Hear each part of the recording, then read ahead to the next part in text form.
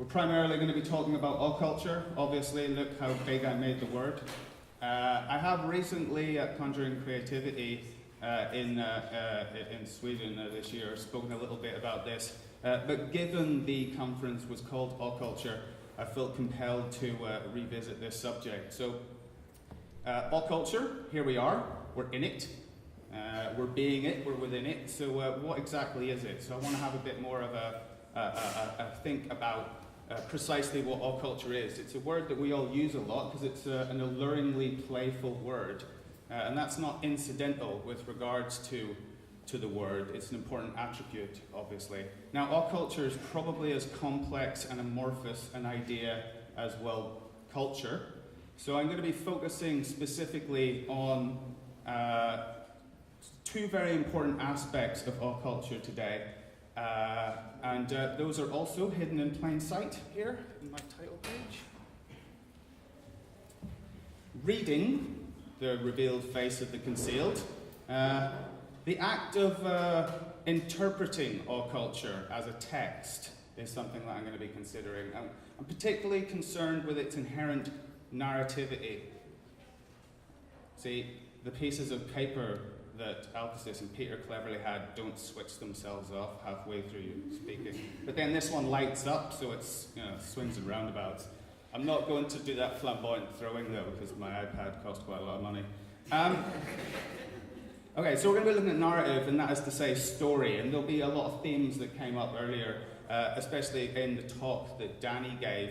And actually there's a lot of thematic strands in what I'm going to say that have been coming up all day, which I think we should all take as evidence that we're all completely correct in everything we're saying. And definitely not that we're having a shared delusion of any type. It's definitely that we all know what the story is. Okay.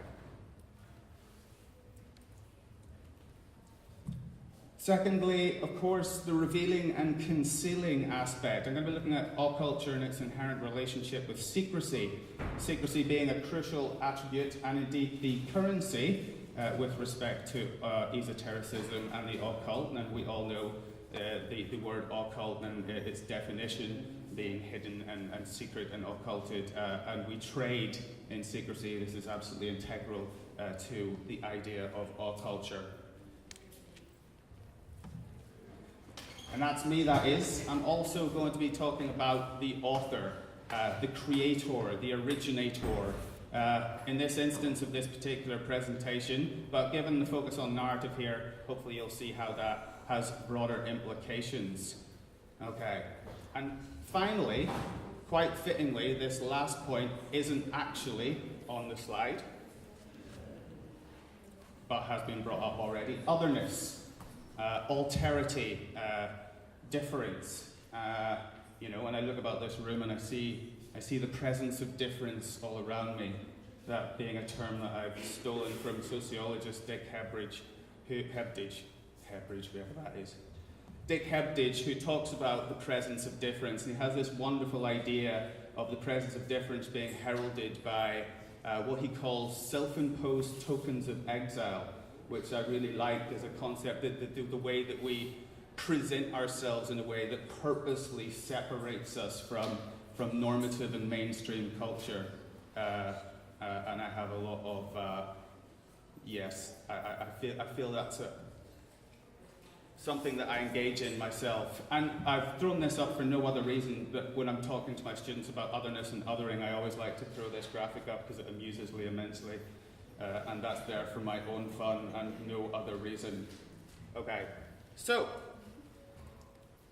speaking of my students, and taking the opportunity to refer to one of the greatest stories ever told, I like to play this game with them in some of my classes where I ask them who they are. I don't give the game away by showing them this picture, by the way.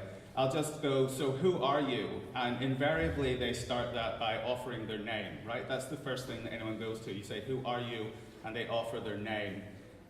Usually their forename, and I like to drill down into that, and go like, but is that who you really are, If you change your name, are you inherently different, or are you still the same? Well, in some ways you are, and some ways you aren't. Which is a game that magicians play all the time, obviously. Initiates often take on magical mottos or new names, and their magical names often evolve or adapt as they do. And these names are not often always just pseudonyms, but they can often be like identifiers and a sort of mission statement, an identity that they adopt or project or intend to morph into. So there's something quite clever and purposeful about the taking on of new names. But it seems pretty clear that, you know, arose by any other name and all that, that we are more complex than just a name, and this obviously is what this particular scene in Alice is about. In any case, just like Alice and the Caterpillar, my students soon realize this question is a bit more complex than it immediately seems. So the next thing that they always go to is they attempt to explain who they are by giving an account of themselves, right? Logos, as Danny was talking about earlier. They tell a story about who they are. Which is very natural and normal, because stories don't just constitute the cultural fabric that we're embedded in. Like, we are stories in a very real sense. The narrative that is our personal history is a part of who we are. We experience and relate our life as story. And this is a well understood phenomenon, and it's known as the narrative self or narrative identity. Current neuroscience and psychology often posits that the self is better thought of as an integrated network of processes, a complex of different selves. Anil Seth, who's a professor of cognitive and computational neuroscience, he describes the narrative self thusly. Okay, the narrative self is where the I comes in. As the experience of being a continuous and distinctive person over time, this narrative self, the story we tell ourselves about who we are, is built from a rich set of autobiographical memories that are associated with a particular subject. Okay, so, and it's relevant, so let me give a very quick account of myself. That's me, that is, in case you can't tell. Okay, so I'm an artist. And I'm a storyteller. Primarily, I'm a filmmaker. I'm a magician, although for the record, I consider myself both to be a skeptic and generally agnostic. I'm an academic at the University of Northampton in the UK, but my personal and professional life entirely orbits around this idea of occulture.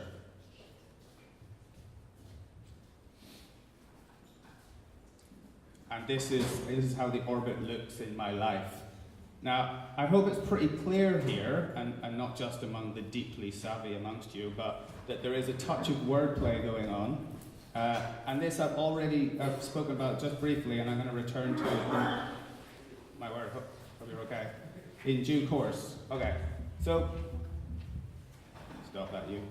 Occultural production, especially the making of esoteric art, that's my great passion. But as a researcher and a scholar, I'm also hugely fascinated by analysing and hopefully better understanding the processes that I and others are involved in when engaging in occulture and occultural production. So, occultural studies, which is a thing, and sadly not coined by me, but by this guy, Jack Bratich, who's a scholar of cultural studies and currently the chair of journalism and media studies department at Rutgers University. He has undertaken some important work on the concept of occulture, so there'll be more from him later. For what it's worth, I was really hoping to claim coinage of the term occultural production, but I've looked into that, and that was Egil Asprin. He said that already in 2014, so I don't get that one. But yeah, so occultural studies, like its parent subject, cultural studies, it draws heavily from many disciplines, okay? That's backwards, not forwards. From sociology, from media, communication studies, semiotics, screen studies, gender studies, anthropology, psychology, religious studies, critical theory, political theory, history, philosophy, literary theory, and more. And this suits me just fine because, to quote Jeffrey Kripal, whose work I'm also going to mention today, I'm intellectually promiscuous. So I love the interdisciplinary and transdisciplinary approaches to theory, not least of all because it's in my nature to be interdisciplinary and because I love boundary crossing and everything that pertains to boundary crossing. For these reasons. So I love transgressive and boundary crossing approaches to art, life, and pretty much everything as it happens. I'm somewhat of a contrarian. Speaking of otherness, I often refer to myself as an outsider's outsider, and I may not be, I'm certainly not alone probably in this room of thinking in that way. And this tendency towards difference, distinction, and deviance from norms and normativity is a defining characteristic of occulture. Yet, perhaps counterintuitively, despite its differentiality, occulture is everywhere.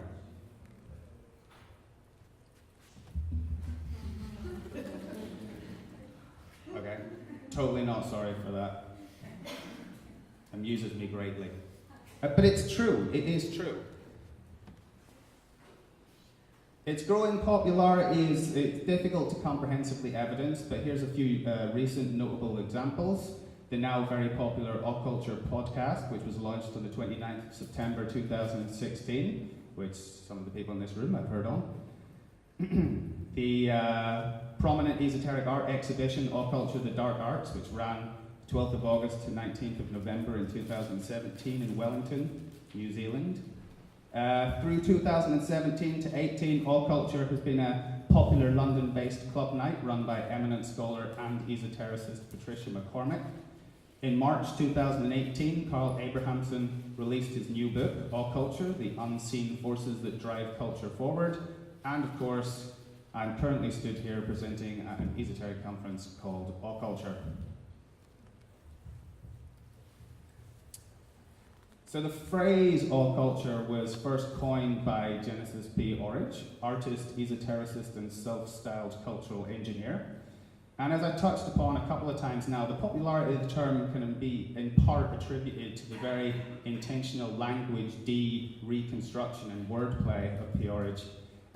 The elegant and inherently playful composition of the word, or in our academic parlance, the neologistic compound. Occulture, the playful nature of it has no doubt had an impact on the uptake of its increasing popular usage. It's just straight up fun to use, and I think this is an important part about occulture as a word. I mean, especially subverting on any other existing terminology that relates to culture, right? I've already mentioned occultural studies and occultural production, and not that long ago on Facebook, friend and colleague to many, Richard Kaczynski, was riffing on this idea with the idea of occultural appropriation. So it lends itself to this kind of humorous, playful work playing with language. And actually for fun and a bit of further evidence of Jen's brilliant wordplay, if you go to Jen's official website and have a look through their image galleries, where images like this one can be found, you'll find photographs of Jen listed as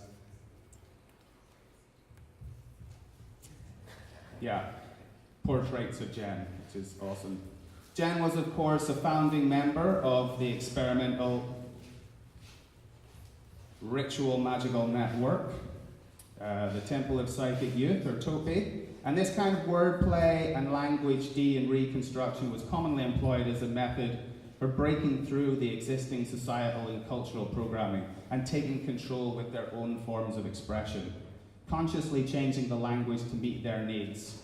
Also, of course, Jen was lead singer of the correlated band and art collective Psychic TV, who I was gutted to have missed play here a few days ago. Was invited and everything, but it was my daughter's birthday, and she wins. Jen actually recently entered the fray again about this term occulture, which I find really interesting, and commented about the word when reviewing Carl's Occulture volume. And referred back to the inherent narrativity of occulture. Its story-like quality is directly discussed in Jen's review. Occulture is a word that was inevitable. At any given moment, our sensory environment is whispering to us, telling us hidden stories, revealing subliminal connections.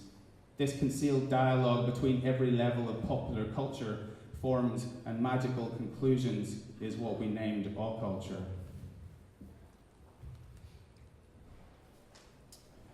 Now, the word occulture has also been prominently repurposed by the Academy, introduced first as a sociological category by Christopher Partridge in The Re-Enchantment of the West.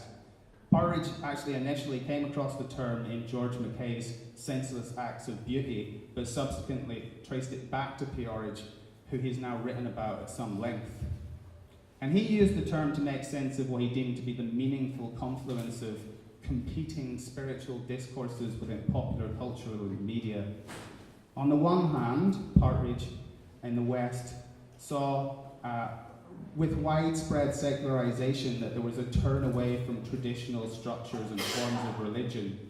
Yet on the other hand, there remained an equally widespread and conspicuously, here's a quote, vibrant interest in the paranormal, the pursuit of experiences of transcendence, the acquisition of occult knowledge, and the development of some form of mysticism or inner life spirituality.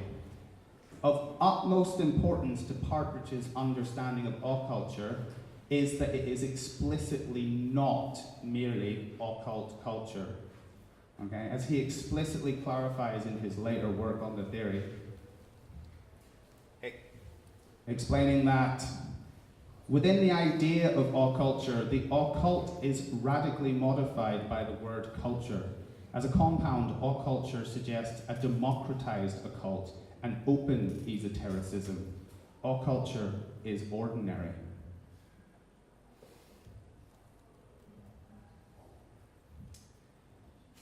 So, occulture is ordinary, it's ubiquitous, it's everywhere, but it still has to be distinct in some manner from culture, right? Or they'd just be the same thing. So it needs to differentiate itself, it needs to stand out. Occulture is found everywhere that culture is, but it's also distinguished from normative culture. It deviates from the orthodox cultural field. As I've mentioned, occulture, again, just like culture, it's inherently semiotic, that is to say, it's inherently narrative, it's inherently story-like. But it is a category of distinctive signs that stand out from the semiotic soup, from the cultural field that it is embedded in. It is ordinary, that is to say normal, insofar as it's statistically common, but it's extraordinary in that it's non-normative and deviant in nature. Moreover, when our attention is drawn to it, it's also drawn beyond it. It reveals a concealed source that it signposts and points us to. Okay? I will explain this slide a little bit more. It's in there as sort of a teaser slide, but hopefully you see what I'm sort of saying to some extent already.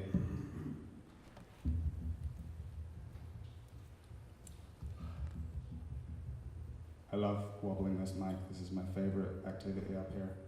So you see, most of the time we're unaware that we're reading our cultural environment.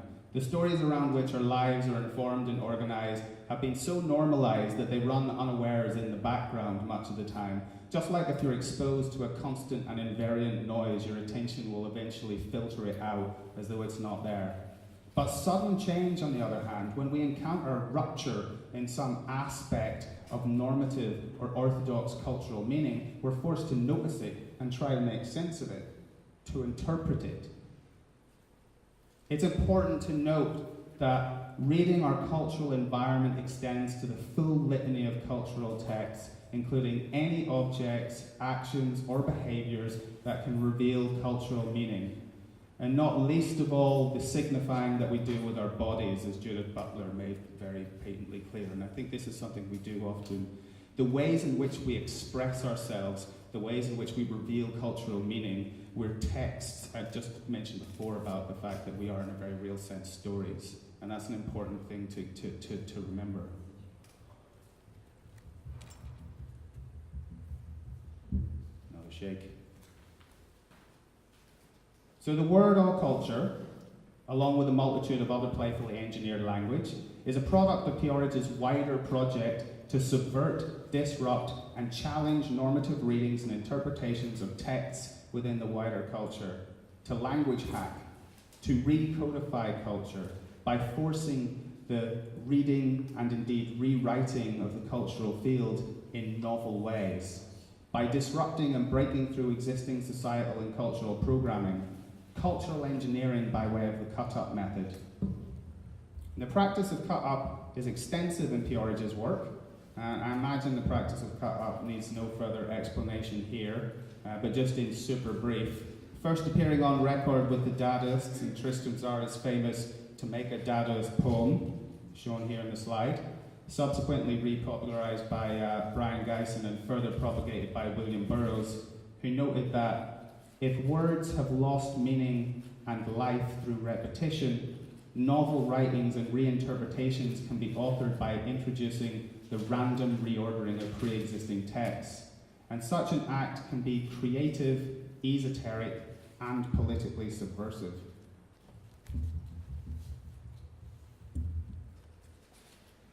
As Partridge himself comments in an amazingly titled chapter, check out that, it's Esotericism and the Wrecking of Civilization.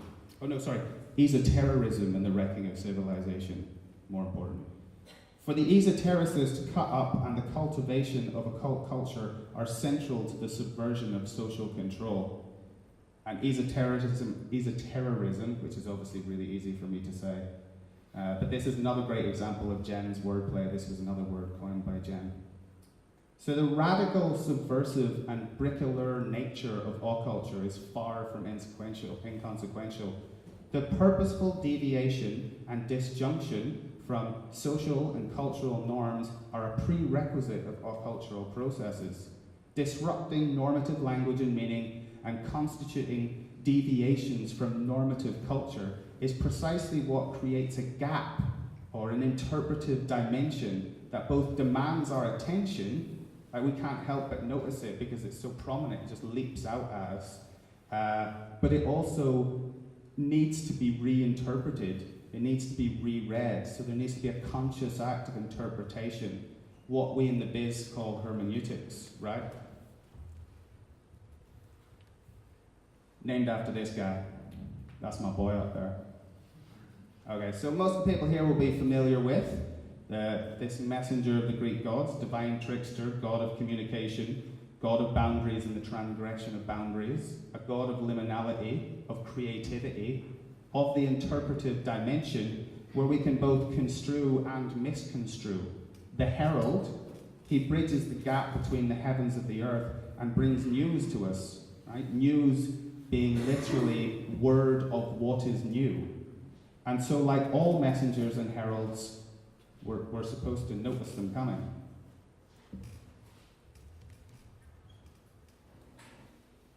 So the visibility of all culture then is paramount.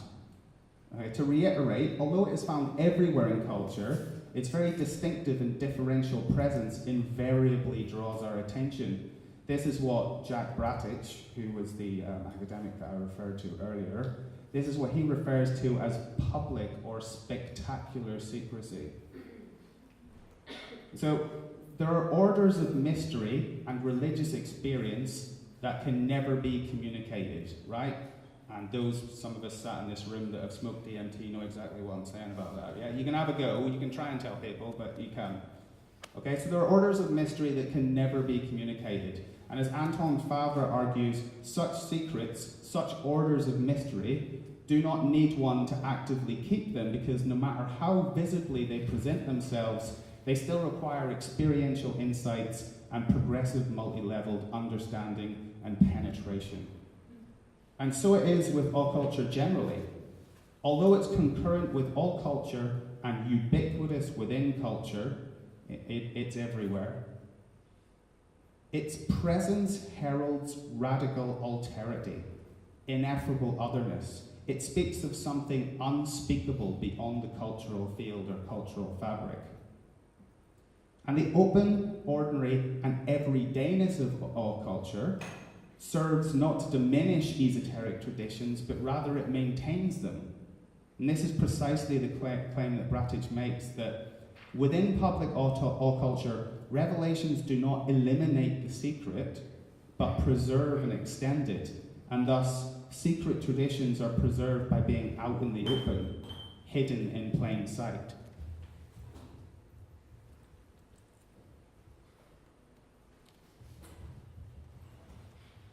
I always put this slide up and I think, is our attention supposed to be drawn to the rosy cross or the apple? Just a side thought. So as culture continually evolves and transforms, such secrets, such ineffable mysteries transcend culture by definition because they're incommunicable and outside the field of language, so they're outside the semiotic soup that culture is. So such mystery must be continually rediscovered within individuals' personal and subjective phenomenological experience. Occulture, however, by way of its public secrecy, it signposts these mysteries and it preserves their continuous rediscovery. That is the function that it plays within culture, to maintain the mysteries. So occulture, it's a very public form of secrecy that is a part of culture, but it's always pointing and signaling beyond culture, beyond society, with the expression of something entirely beyond words themselves. And this is the sense in which occulture is the revealed face of the concealed. And I just wanted to add, there was a little safe throw there, that one wasn't quite as radical. I just wanted to add, I don't often get into folk etymology, and it's something that a lot of magicians do, and they can get a little carried away with it and run ragged with wordplay. But one word that I'm really interested in is universe. This word really appeals to me, right? It's got a really simple meaning. It means turned into one. But, so there's the uni one, and verse means turned into. But of course, verse links with the word, in that there was an etymological link between, I believe, the ploughing of the fields and seeing the turn of the ploughing going from line to line, and this is how we understand verse, going from line to line. And so it relates to poetry, and it relates to poem, and it relates to song, and it relates to story. So one kind of play on universe I like is that it also kind of means the one story, the overstory with which all other stories are embedded within. This is a nice conception of universe for me. And so if the magician is anything, if the magician has any task, and there are a whole other realm of things to discuss outside language, like the non-linguistic and affect, but I haven't talked about that today.